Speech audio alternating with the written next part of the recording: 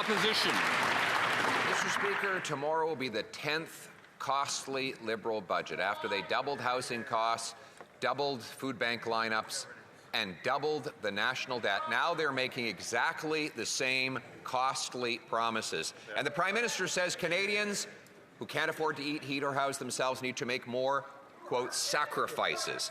The choice for us is simple. If a budget brings down the cost of living, we'll support it. If it brings up the cost of living, just like every other Liberal budget, we will vote no. So instead of trying to provoke a costly election on a costly budget, why not an affordable budget for an affordable life? The Honourable Government House Leader. Well, Mr. Speaker, you know, obviously we've listened attentively to what the opposition have to say, and I think I just heard good news.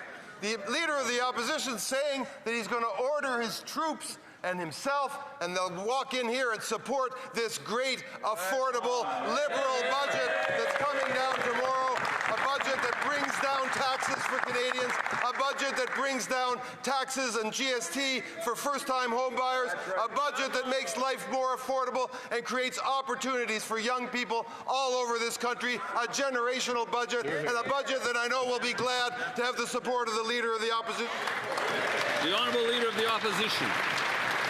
Mr. Speaker, they've been making those promises for the last 9 Liberal budgets, which doubled housing costs and drove 2.2 million people to the food bank because of higher grocery prices.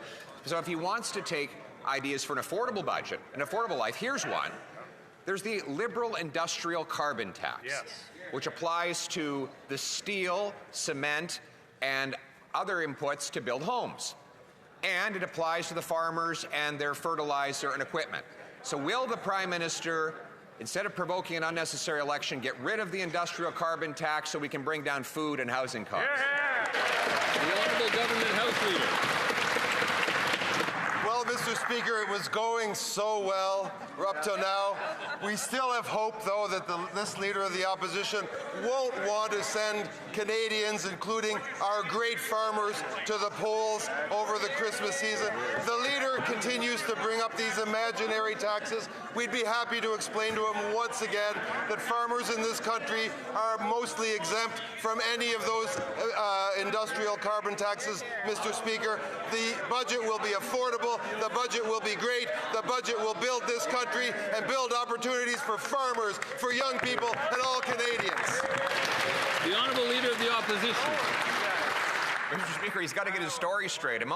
First, he started his answer by saying there is no industrial carbon tax, and then he finished it by saying the industrial carbon tax is great and doesn't cost anybody any money. He's got to decide which it is. Here's how it works for a Prime Minister who doesn't understand that Canadians need steel. The industrial carbon tax on steel, cement, plastic, and other inputs raises the cost of building homes. The tax on farm equipment and fertilizer raises the cost of food. So if they want an affordable budget for an affordable life, why not scrap this industrial carbon tax on food and homes? The Honourable Secretary of State for Financial Institutions. Mr. Speaker, earlier this year, Canadians elected a new government with a strong mandate to build the strongest economy in G7. Tomorrow, we will table a generational budget, Mr. Speaker. We will invest less in government operations so we can invest more in Canada. We will build Canada. We will invest in Canadians. We will invest across this country from coast to coast to coast and build the strongest economy in the G7. It's time for the Leader and his party to stop the rhetoric. Join us. Support this budget. Thank you, Mr. Speaker. The Honourable Leader of the Opposition.